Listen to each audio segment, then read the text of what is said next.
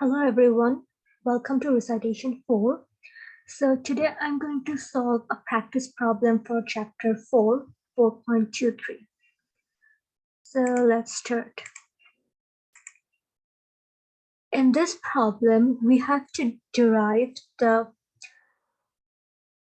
equations for the primary shock spectrum and the residual shock spectrum for half sine pulse, and then verify the primary and residual shock spectrum curves as given in figure 4.5.5. So in the book for the half sine pulse, the equation for the primary shock spectrum is given as this equation, which is xk divided by f naught equals to 1 divided by 1 minus tau 2t1 sine 2 pi n tau divided by 2t1 over 1 plus tau 2 divided by 2t1. And for the residual shock spectrum is given as 2 divided by tau over 2t1 minus 2t1 over tau cos pi t1 tau.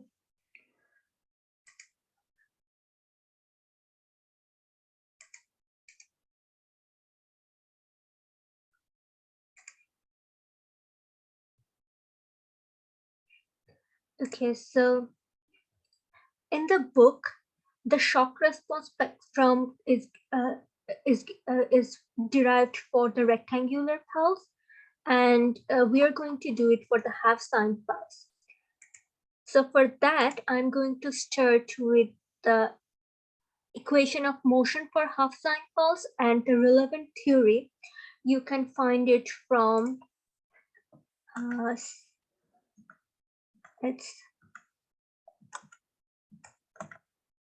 you can find it from section 4.4. Here half sine pulse excitation is given, and so I'll just start from here.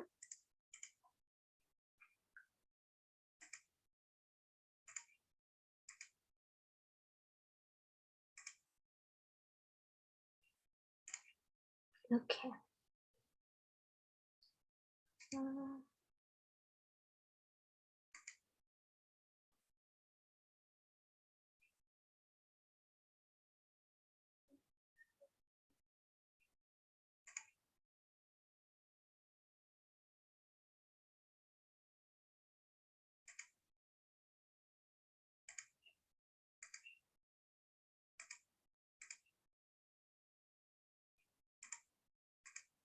Okay.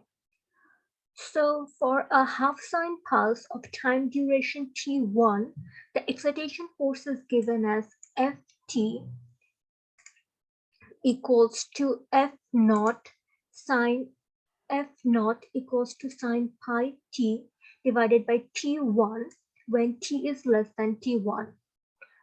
And for the primary shock spectrum, the condition is has to be less than t1. If t is greater than t1, then the excitation force Ft is equal to 0. So now the equation of motion can be written as x double dot plus omega square x equal to F naught over m sine pi t divided by t1. And the general solution of this equation of motion is x, which is equal to a sine omega n t plus b cos omega n t plus f naught by m sine pt over omega square minus p square. Now in this equation, there are two constants, a and b. Also here, p is equal to pi over t1. So now we are going to solve for these constants a and b using these initial conditions. So the initial conditions are x0 is equal to 0 and also x0 0 is equal to 0.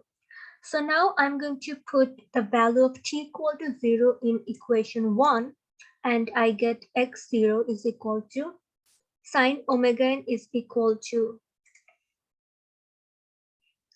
sine omega n is equal to 0, p multiplied by cos omega n. So cos omega 0 is equal to 1 and sine pt is equal to 0. So from that, we find that the b is equal to 0.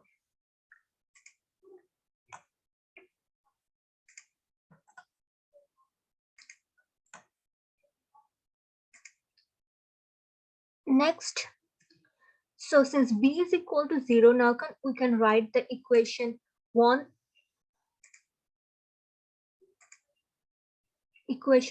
as okay, great. So now we can write the equation 1 as a sine omega n t plus f naught by m sine pt over omega square minus p square. So for getting the value of a, we're going to apply the initial condition of x naught 0 is equals to 0. So for that, first I'm going to differentiate x naught, differentiate the xt. So the x naught t is equal to a. Differentiating it, we get omega n cos omega n t plus f naught p. Sine pt will be, after differentiation, p cos pt minus omega n square minus p square. Now, according to our initial condition, x naught 0 is equal to 0. So in this equation, we're going to put the value of t is equal to 0, and we get a omega n, this becomes 1, plus f naught p by m divided by omega square minus p square, cos pt becomes 1. Okay, so now I'm just going to take it to the other side. So I have a omega n equals to minus f naught p by m omega square minus p square. Now I'm just going to take the omega square out here. So f naught, here p by omega n, and this is m omega square. And here we have 1 minus p square omega square. Now we know that omega square is equals to k over m. So we can write this m omega n square as k. So the final expression for a is minus f naught by k p divided by omega n over 1 minus p square omega square. Now we're going to put this value of a to our equation 2.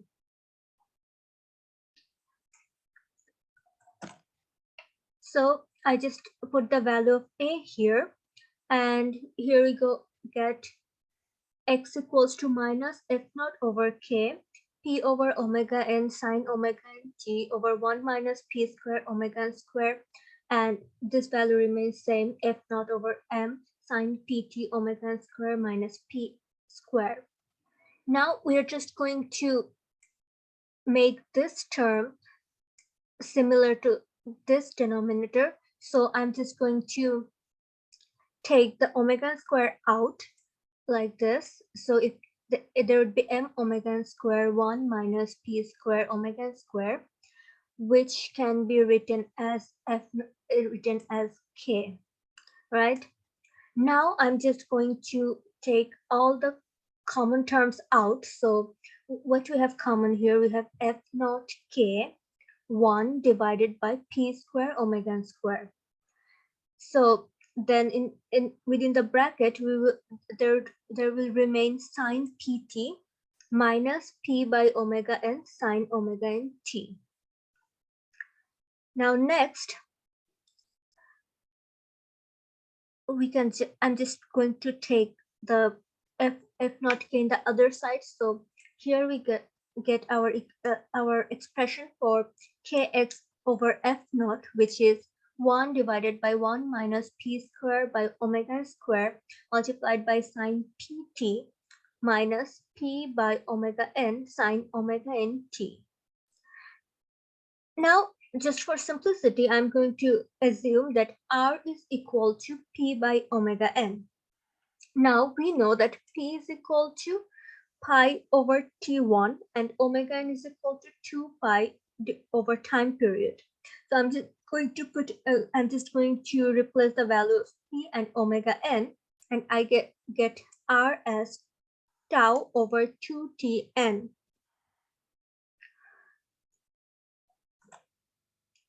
Now in the next line, I'm just going to replace the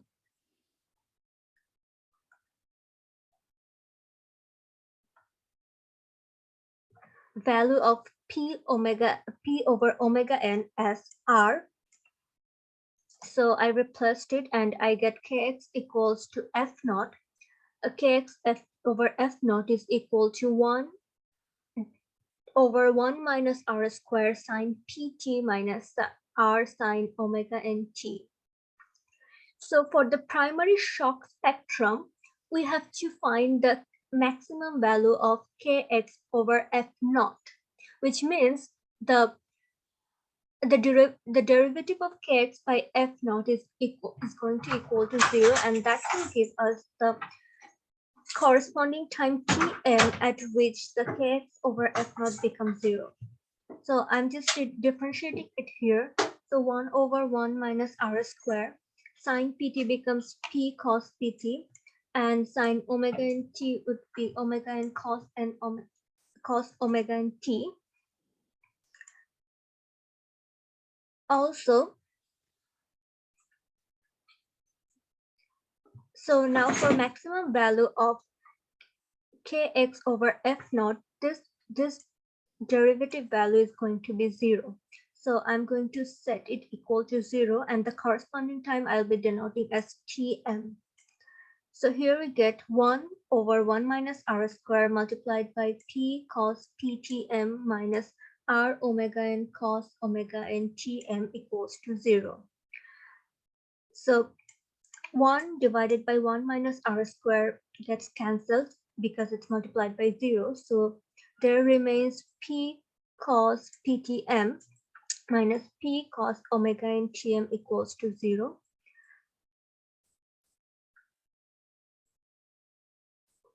So the p comes here because the r omega n can be written as equals to p. So after cancelling it, after multiplying it with 0, we get like cos ptm minus cos omega n tm equals to 0. So for solving it, I'm going to use the trigonometric identity. So here we know that cos A minus cos B is equals to minus 2 sine A plus B over 2 multiplied by sine A minus B over 2. Now, in this case, the PTM is our A, and omega and Tm, I'm going to treat it as B. So then equation 5 could be written as, using this trigonometric identity, is minus 2 sine A plus B over 2, which is PTM plus omega n Tm over 2, multiplied by sine A minus B by 2, which is PTM minus omega n Tm by 2 equals to 0. If I cancel the 2, it would be sine P plus omega n multiplied by Tm over 2, and sine P minus omega n Tm over 2 equals to 0.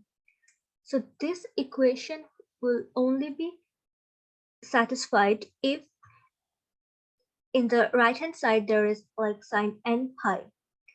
So which means sine p plus omega n tm over 2 is equals to sine n pi, and we can write as p plus omega n over 2 multiplied by tm is equals to n pi, where n is equal to 1, 2, 3, etc. So now we get our tm, which is the time corresponding to kx over f naught max, and the value of tm is 2n pi over p plus omega n.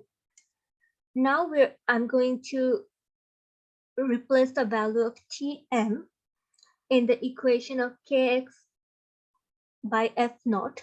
So since it's the maximum value, I'm denoting the t as tm, so it's 1 over 1 minus r square sine ptm minus r sine omega n tm.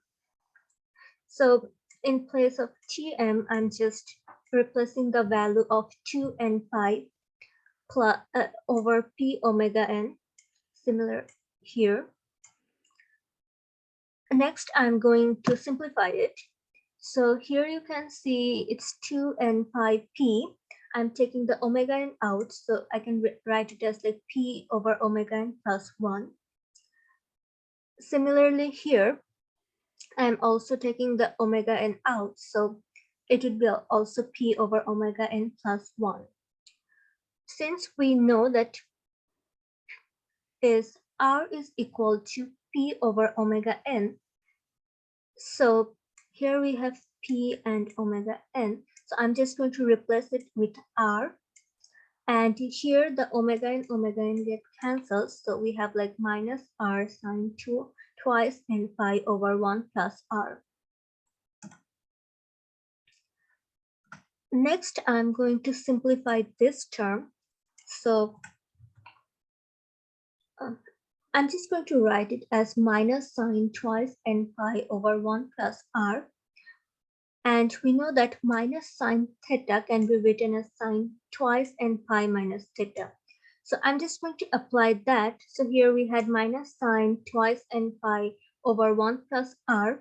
Using this, I can write as sine twice n pi minus twice n pi over 1 plus r. Next, I'm going to just simplify it. So here we have 1 plus r. If I multiplied with it, it would be 2 n pi 1 plus r minus 1. So the 1 gets cancelled and I have sine twice n pi r over 1 plus r.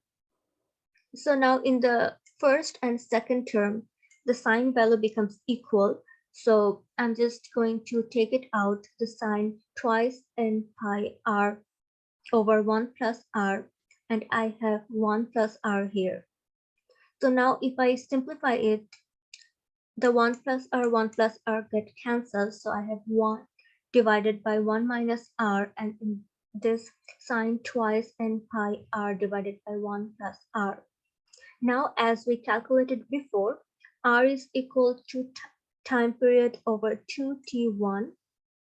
So I'm just going to replace the value of r, and we get the equation for the primary shock spectrum for kx over f naught, and this is 1 minus r is equal to tau over 2t1 multiplied by sine twice n pi tau over 2t1 divided by 1 plus tau 2t1.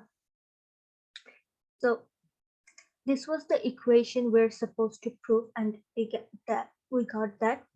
The next step would be having the residual shock spectrum. In that case, the t is greater than t1. So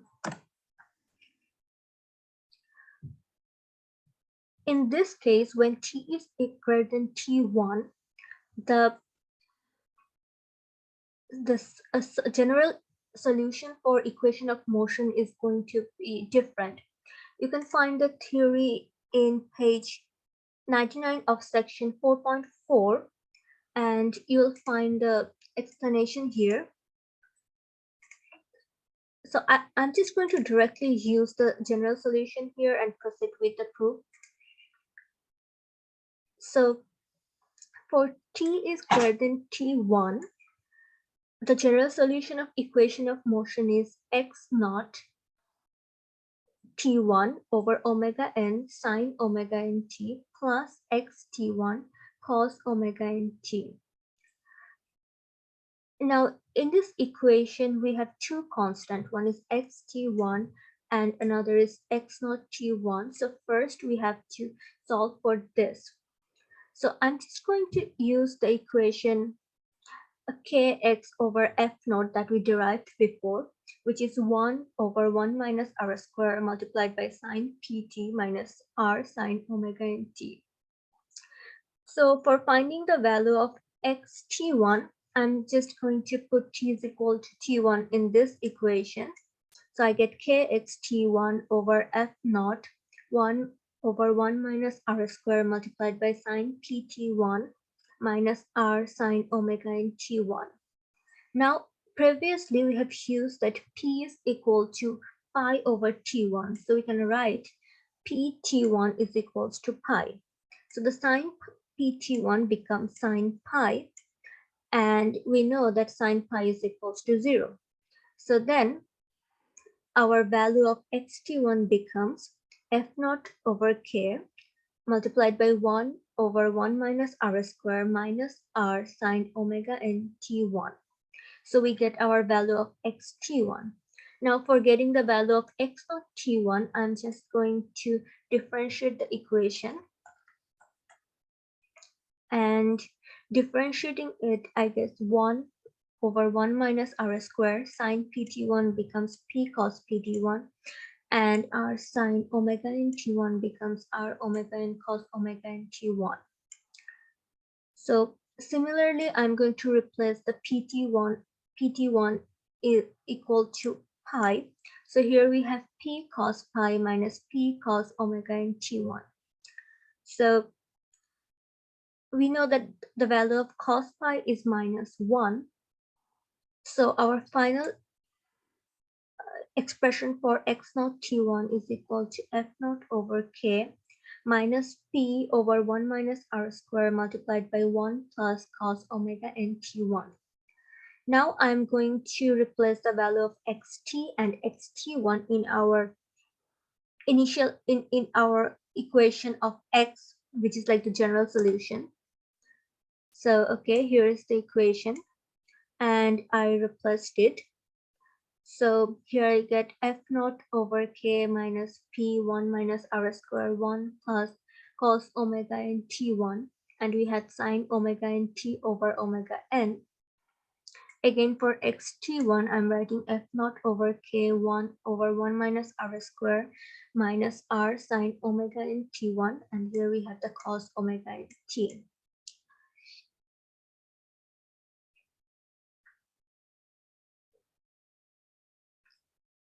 So in the next step, I'm going to just take all the common terms out, and there we have minus. So here the minus p over omega 1 can be written as r, and we have the here we also had an r. So I'm taking the minus r 1 minus r square out. So I get 1 plus cos omega in t1 multiplied by sine omega in t, and sine omega plus sine omega in t1 cos omega in t. Now just the same as the previous part for the primary shock spectrum, we first differentiated it and then got like the maximum value by setting the kx naught by f naught equals to 0. We're going to do the same for this as well.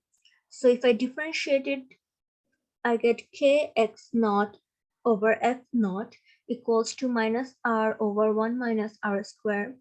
This is constant 1 plus cos omega in t1. We're just going to differentiate with respect to t. So I get omega n cos omega in t, and here sine omega in t1 remains constant, and you get minus omega n sine omega in t. If I just simplify it, I'm going to take the omega n out, and this is our expression. So for kx over f naught max, this term is equals to 0, and the corresponding time is equals to tm. So I'm just going to set all this expression equals to 0, which then then I'm left with 1 plus cos omega in t1 cos omega in tm minus sine omega in t1 sine omega in tm equals to 0. So if I take it in the other side, I have 1 plus cos omega n T1 cos omega n Tm equals to sine omega n T1 multiplied by sine omega n Tm. So if I write it as sine omega n Tm divided by cos omega n Tm, and the other side I will get 1 plus cos omega n T1 divided by sine omega n T1. And I can write it as tan omega n Tm, and my value is 1 plus cos omega n T1 plus sine omega n T1. Now, as you remember from the equation of kx by f naught, that we have cos omega n T1 and sine omega 1 T1 terms here, and we need to find the value. So for that, I'm just going to use the right angle triangle theory. So if the two adjacent sides, one is our sine omega n T1 and another is 1 cos omega n T1, then from that we can calculate the hypotenuse. So which is going to be root over 1 plus cos omega n T1 whole square plus sine omega n T1 square. Now I'm going to just simplify it, and I'll get 1 plus 2 cos omega n T1 plus cos square omega n T1 plus sine square omega n T1, and this is equals to 1. So finally we get 2 plus 2 cos omega n T1, and if I bring the 2 out, we have 1 plus cos omega 1 T1, and according to trigonometry, this is equals to 2 cos square omega n T1 over 2. So from that, if I take the square root of this, the length of this side is going to be 2 cos omega n T1 over 2. So from that, we can write the sine omega n Tm is equal to 1 plus cos omega n T1 over 2 cos omega n T1, and cos omega n Tm is equals to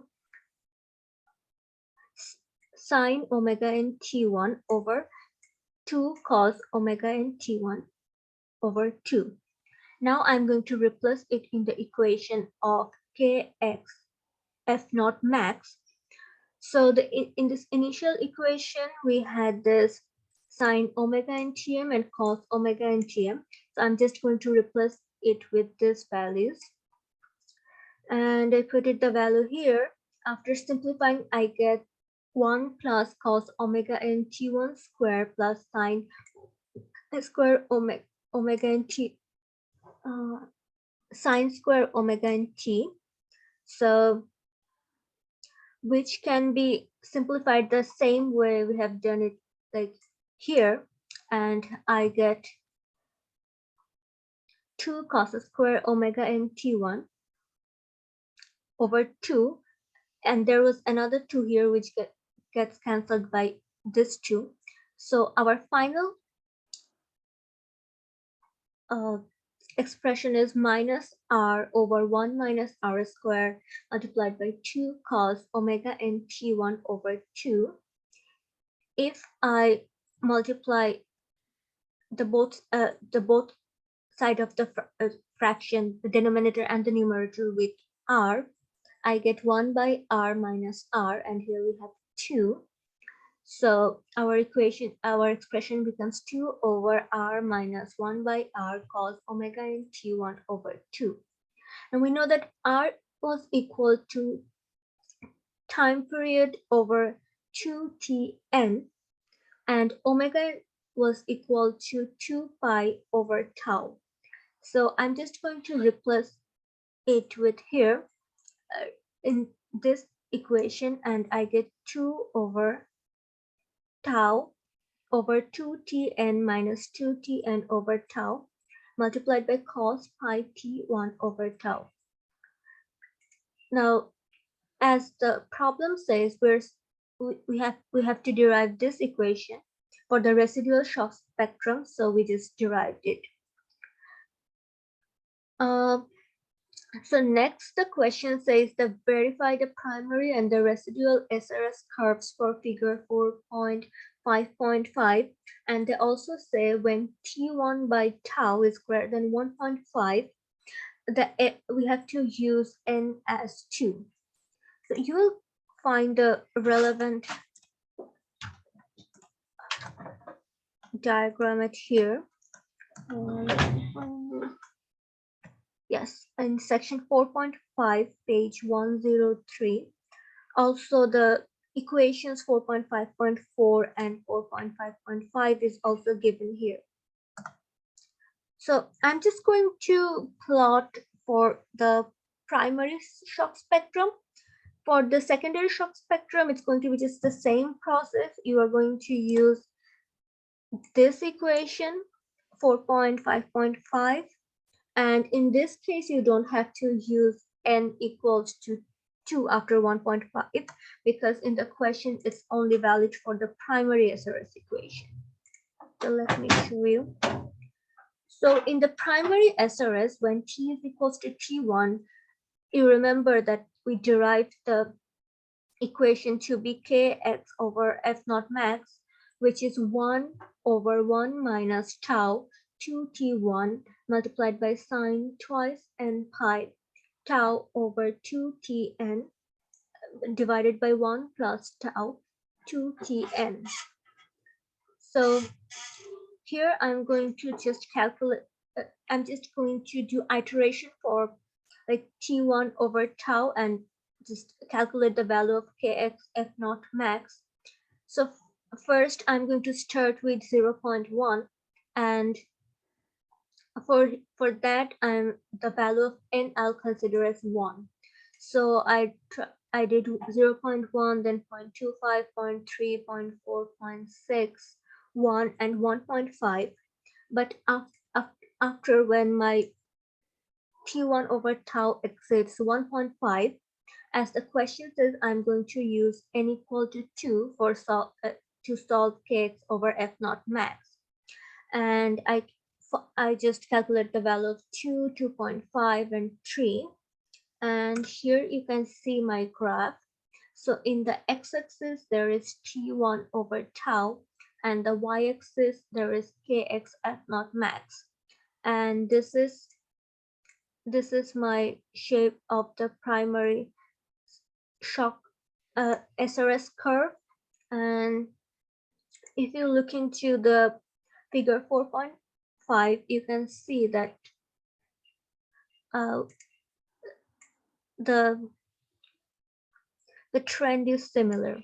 So we can say that we have verified the primary SRS curve. So I will suggest you to, for practice, you can just in the similar process solve for the residual shock spectrum. So just take this equation and try to put the value of t1 over tau starting from like 0.1 to gradually increasing from like 1, 2, 3, 4, and see like if this is if you get like this shape of curve.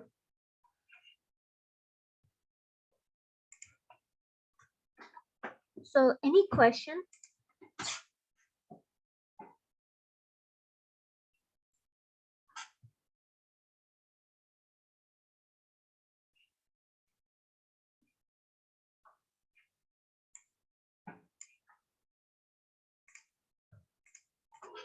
Okay, good.